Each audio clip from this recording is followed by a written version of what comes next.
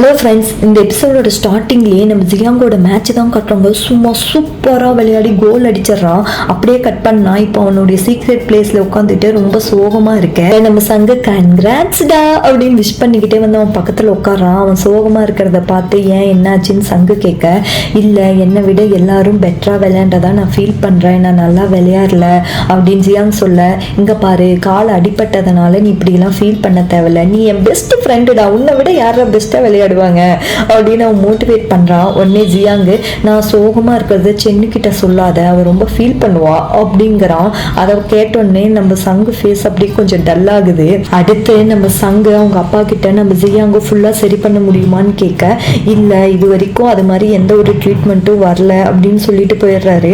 உடனே நம்ம சங்கு ரொம்ப சோகமாயிடுறான். நம்ம ஜியாங் விளையாண்ட மேட்சோட ரிசல்ட் வர நம்ம ஜியாங் செலக்ட் ஆகல, சோகமா நின்றுட்டு இருக்கான்.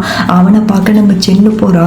இந்தா நீ வந்து ஃபைனல்ஸ் விளையாடுற வரைக்கும் என்கிட்ட இந்த கயிறு இருக்கணும்னு சொல்லி கொடுத்த, நான் ஃபைனல்ஸ்க்கு போகிறதுக்கே இந்த கயிறு தான் ஹெல்ப் பண்ணிச்சு, ரொம்ப தேங்க்ஸ், நீயே வச்சுக்கோன்னு ரிட்டன் கொடுத்துட்றான்.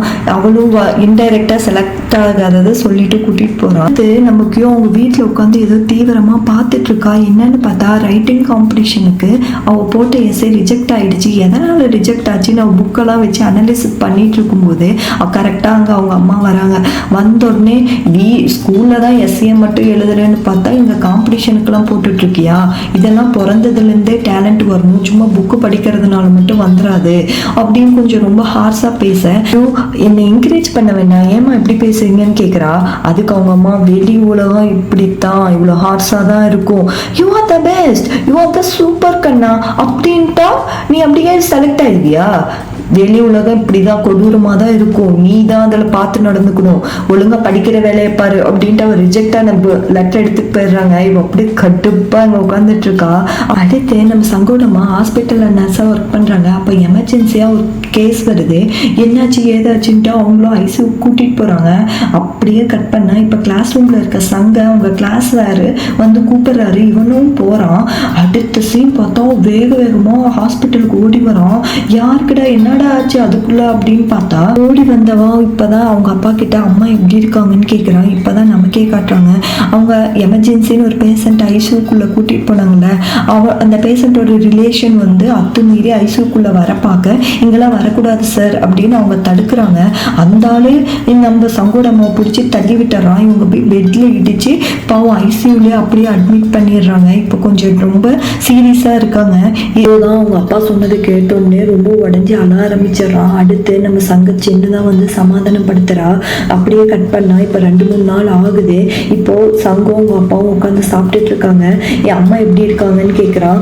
இப்போ டேஞ்சர்லேருந்து வெளியே வந்துட்டா, ஆனால் அவளால் சுயமாக எந்திரிச்சு நடக்க முடியாது, அவள் அப்படியே பேரலைஸ் ஆயிட்டா அப்படின்னு அவங்க அப்பா சொல்லிட்டு, நீ சாப்பிடுப்பா அப்படின்ட்டு கீழே வந்து குலுங்கி குலுங்கி அழுகுறாரு. நம்ம சங்குக்கு தெரியக்கூடாது அப்படின்ட்டு.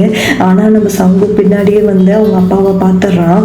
அப்படியே கட் பண்ணா அடுத்த நாள் ஸ்கூல்ல நம்ம சங்கு கிட்ட நம்ம கியூ வந்து இப்போ எப்படி இருக்காங்க அம்மா, நான் ஏதாவது ஹெல்ப் பண்ணவா அப்படின்னு கேட்குறா.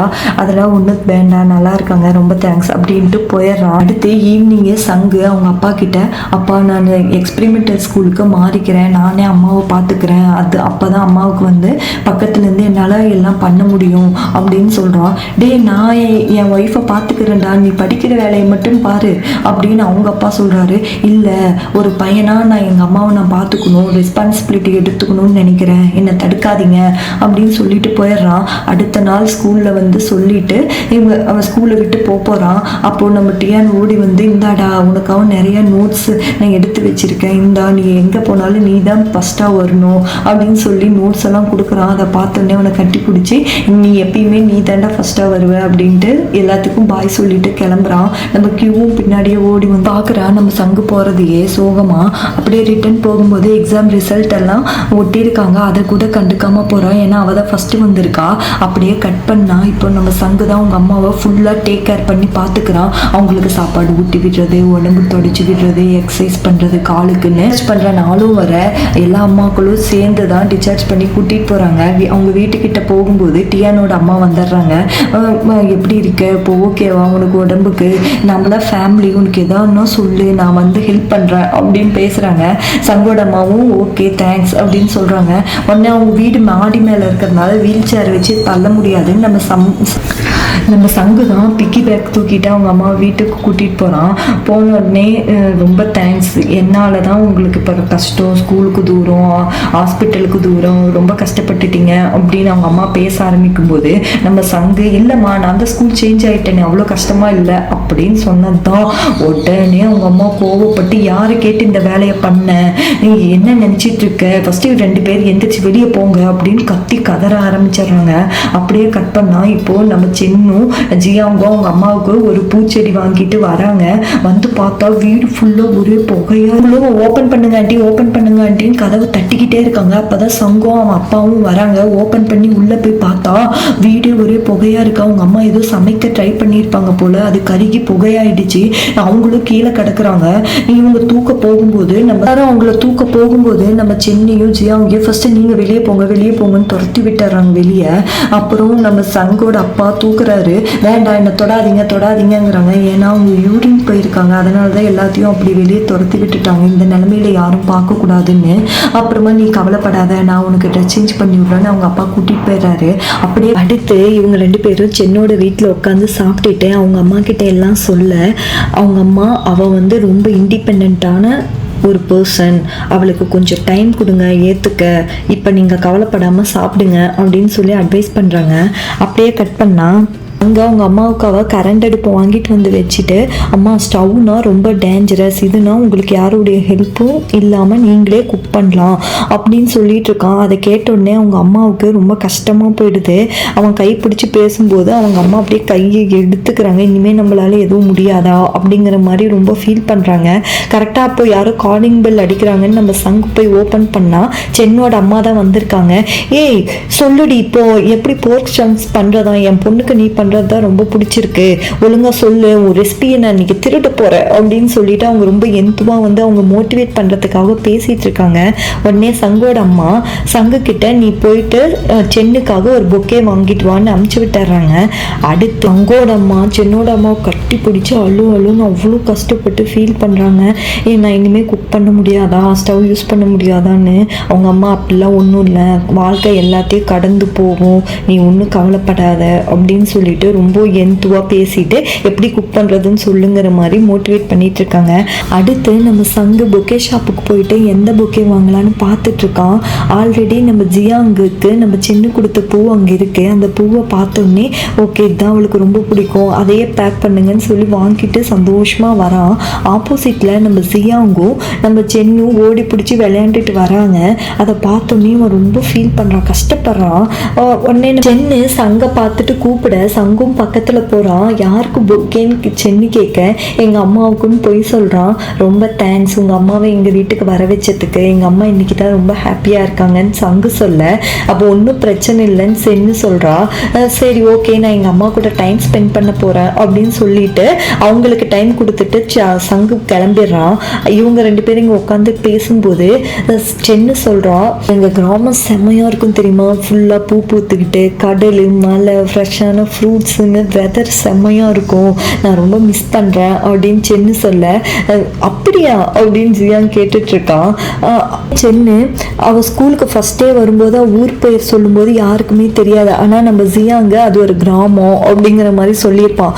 அதை யோசித்து பார்த்துட்டு உனக்கு எப்படி தெரியும் எங்கள் ஊரை பற்றி அப்படின்னு கேட்குறான். எங்கள் அம்மா சின்ன வயசில் அங்கே தான் ஸ்கூலிங் முடிச்சிருக்காங்க, இங்கே வேலைக்கு வந்த வீட்டே அவங்களால அங்கே போக முடியல, ஆனால் ரொம்ப மிஸ் பண்ணுறேன், போகணும்னு சொல்லிட்டு இருக்காங்க, டைம் கிடைக்கல அப்படின்னு அவன் சொல்கிறான். அதை கேட்ட உடனே நம்ம வெக்கேஷன் ட்ரிப்பு போகலாமா சம்மருக்கு, இப்போ நல்லா இருக்கும் அப்படின்னு சொல்ல, ஓ இந்த ஐடியா கூட நல்லா இருக்கே, ஆனால் அதுக்கு முன்னாடி நீ எனக்கு ஒரு சின்ன ஹெல்ப் பண்ணணுமே அப்படின்னு ஜியாங் கேட்க, என்ன சொல்லு பண்ணி தொலைற அப்படிங்கிற மாதிரி அவ கேட்குறா.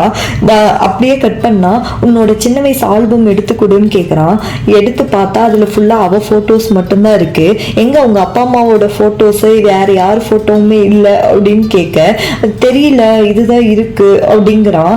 சரி போ நான் சங்கு கிட்டேயே ஆல்பம் கேட்டுக்கிறேன் அப்படின்ட்டு அவன் சங்குக்கு மெசேஜ் பண்ணி கேட்குறான். இங்கே சங்கு சரி அவனுடைய சங்கம் ஆல்பம் எடுத்துக்கிட்டு அவங்க அம்மா கிட்ட, அம்மா நாமளும் அந்த கிராமத்துக்கு போகலாமா, எனக்கும் போகணும்னு ஆசையாக இருக்குன்னு கேட்குறான். அவங்க அம்மா அவன் ஃபேஸையே பார்த்துட்டு, அப்போ யாருடா எனக்கு லக்கேஜ் பேக் பண்ண ஹெல்ப் பண்ணுவாங்க அப்படின்னு கேட்குறாங்க.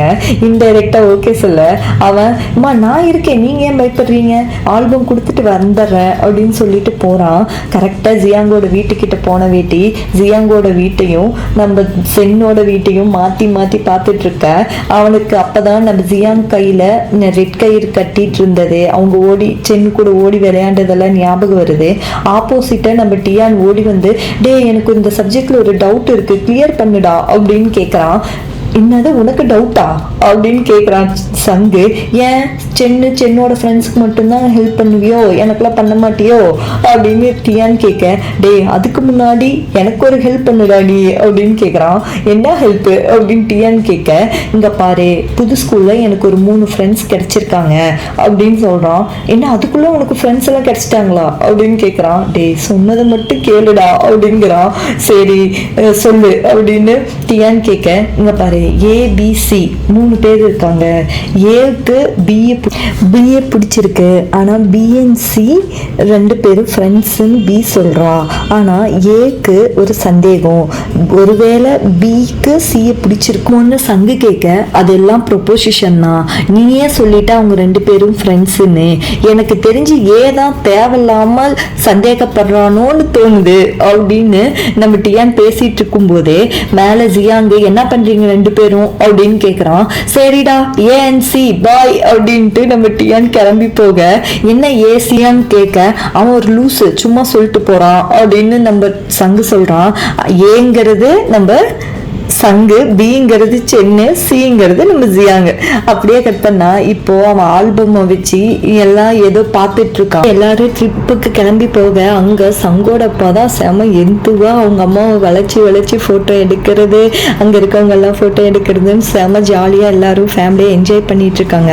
அப்போ டக்குன்னு ஜியாங் ஓடி வந்து சென்னோட வாயில ஏதோ பழத்தை போடுறான். அது பயங்கர புளிப்பு, ஏன்டா இப்படி இந்த பண்ண அப்படின்னு அவ கத்திக்கிட்டு ஓடிட்டே இருக்கா. அப்ப கரெக்டா ஜியாங்கோட அப்பா வர, அம்மா அவனை விடுமா நான் பாத்துக்கிறேன், இந்த நீ சாப்பிடு சாமி அப்படின்னு அவர் ஒரு பழத்தை எடுத்து கொடுக்க, அதுவும் அதே பழம் தான். அங்கிள் நீங்க கூட இவன் கூட சேர்ந்துட்டு என்ன இப்படி பண்றீங்க அப்படின்னு சொல்லி அவ கத்திட்டு இருக்கும் போதே நம்ம சங்கு நம்ம ஜியாங்கோட வாயில அதே பழத்தை போட்டுட்டு ஓடுறான். அப்படி எல்லாரும் இப்படி ஜாலியா அங்க எல்லாரும் சூப்பரா டைம் ஸ்பெண்ட் பண்ணிட்டு அன்னைக்கு நைட்டு ஒன்னா உட்காந்து டின்னர் சாப்பிட்டுட்டு இருக்காங்க.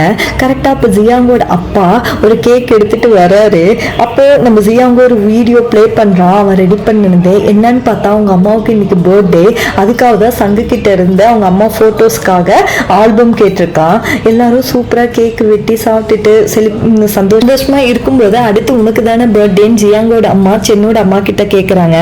அவங்களும் ஆமா, ஆனா நான் பர்த்டே எல்லாம் செலிப்ரேட் பண்ண மாட்டேன், அது என்ன வருஷம் தானே வருது அப்படின்னு சொல்லிடுறாங்க. ஆனா அவங்க ஃபேஸ் அப்படியே மாறுது, டோட்டலா டல்லாயிடுறாங்க. அதை சென்னு நோட் பண்றா.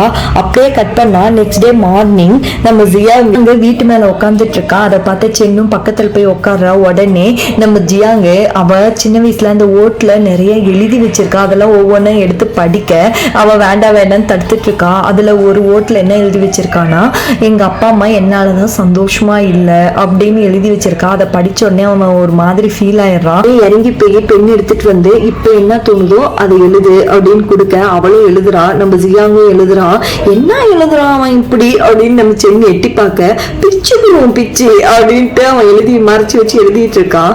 உடனே சென்னு, எப்பயுமே வருஷம் உங்க அம்மாவோட பர்த்டே செலிப்ரேட் பண்ணுவியான்னு கேட்க, ஆமா லாஸ்ட் இயர் என்ன பண்ணேன்னு தெரியுமா, பெரிய பேனரா அடிச்சு ஹாஸ்பிட்டல்ல போய் ஒட்டிட்டேன், எங்க அம்மா திட்டிக்கிட்டே ஓடி வந்தாங்க, கரெக்ட் நான் ஓடிட்டேன், கரெக்டா அங்க இருக்க நர்ஸ் டாக்டர்ஸ் எல்லாம் எங்க அம்மாவுக்கு விஷ் பண்ணாங்க, அவங்க அவ்வளோ ஹாப்பியா ஃபீல் பண்ணாங்க அப்படின்னு சொல்றான். அதை கேட்டோடனே சென்னு, ஆமா எல்லா அம்மாவும் எல்லா நேரத்துலயும் உண்மை பேசுறது இல்லை அப்படின்ட்டு அவ ஏதோ திங்க் பண்றா. அப்படியே கட் பண்ணா ட்ரிப்பு முடிஞ்சு எல்லாரும் ஊருக்கு வந்தாச்சு. அடுத்து நம்ம சென்னு சங்கம் ஆல்பம் வச்சுக்கிட்டு பாவமா ஜியாங் முன்னாடி நின்றுட்டு இருக்க. ஜியாங் தெனாவட்டா சோஃபாவில் படுத்துக்கிட்டு யாரோ என்னை பார்த்து நீ மட்டும்தான் வீடியோ கிரியேட் பண்ணுவியா, உன்னை தவிர்த்து எனக்கு ஹெல்ப் பண்ண வேற ஆளே இல்லையா அப்படின்னு சொன்னாங்கன்னு சொல்ல அதுக்கு சென்னு சாரி அப்படிங்கிறா.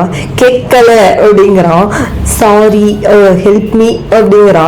சரி வா அப்படின்ட்டு சிரிச்சுக்கிட்டே ஆல்பம் வாங்கி பார்க்குறான். அப்படி பார்த்துட்டு இருக்கும்போது அவன் எனக்கு தெரிஞ்சு சங்கோட அப்பாவும் உங்க அம்மாவும் தான் ரொம்ப க்ளோஸ்ன்னு நினைக்கிறேன், எல்லா போட்டோலையும் அவங்க தான் ரொம்ப க்ளோஸா இருக்காங்க, உங்க அப்பா வெறும் போட்டோகிராஃபரா தான் இருந்திருப்பாருன்னு நினைக்கிறேன் அப்படின்னு சொல்றான். அதை கேட்ட ரெண்டு பேரும் ஒரு மாதிரி அவனை பார்க்க, ஏய் இந்த போட்டோ பாரு, அவங்க அம்மா வந்து எவ்வளவு சூப்பரா எவ்வளவு அழகா எவ்வளவு சந்தோஷமா சிரிச்சுக்கிட்டு போஸ் கொடுக்குறாங்க, ஆனா எனக்கு தெரிஞ்சு இந்த ஒரு வருஷமா உங்க அம்மா அவ்வளவு சந்தோஷமாவே இல்லை, உங்க அப்பாவை மீட் பண்றதே இல்லை அப்படின்னு அவன் சொல்றான். சென்னு இவனை ஒரு மாதிரி பார்க்க அப்படியே கட் பண்ணா சங்கு வீட்டுல அவங்க அம்மா டிவி பார்த்துட்டு இருக்கும் போது இந்த பொண்ணை பார்த்தா நம்ம சென்னு மாதிரியே இருக்கால அப்படின்னு அவங்க அப்பா கிட்ட சொல்ல, ஆமா ஆமா நம்ம சென்னு கூட அவங்க அம்மாவை சின்ன வயசுல பார்த்த மாதிரியே அப்படியே அந்த கியூட்னஸ் பா, 1000 தான் இருந்தாலும் அவங்க அம்மா கியூட்னஸ் வராது அப்படின்னு சொல்றாரு.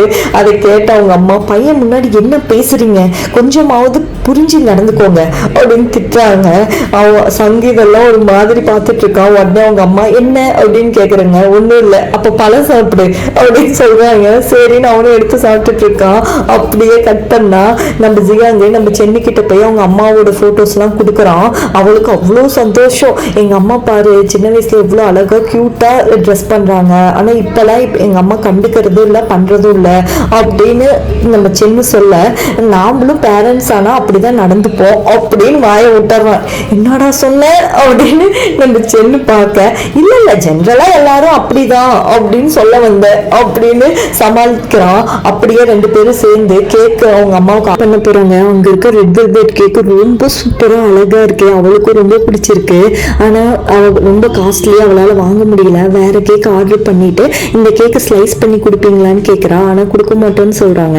சரின்ட்டு வெளியே வந்து அவ பார்த்துக்கிட்டே இருக்கா. ஜியாங் உனக்கு ரொம்ப பிடிச்சிருக்கான்னு கேட்கறான். ஆமா பிடிச்சிருக்கு, சரி வேற ஷாப்ல போய் கேட்டு பார்ப்போம் அப்படின்ட்டு ரெண்டு பேரும் போறாங்க. ஆனா அவளுக்கு பிடிச்சிருக்கு அப்படிங்கறத நம்ம ஜியாங் நோட் பண்ணிட்டான். அப்படியே இந்த எபிசோட் முடியுது. உங்களுக்கு என்னோட எக்ஸ்பிளனேஷன் பிடிச்சிருந்தா லைக் பண்ணுங்க, ஷேர் பண்ணுங்க, கமெண்ட் பண்ணுங்க, மறக்காம சப்ஸ்கிரைப் பண்ணுங்க. Love you all. Thank you guys.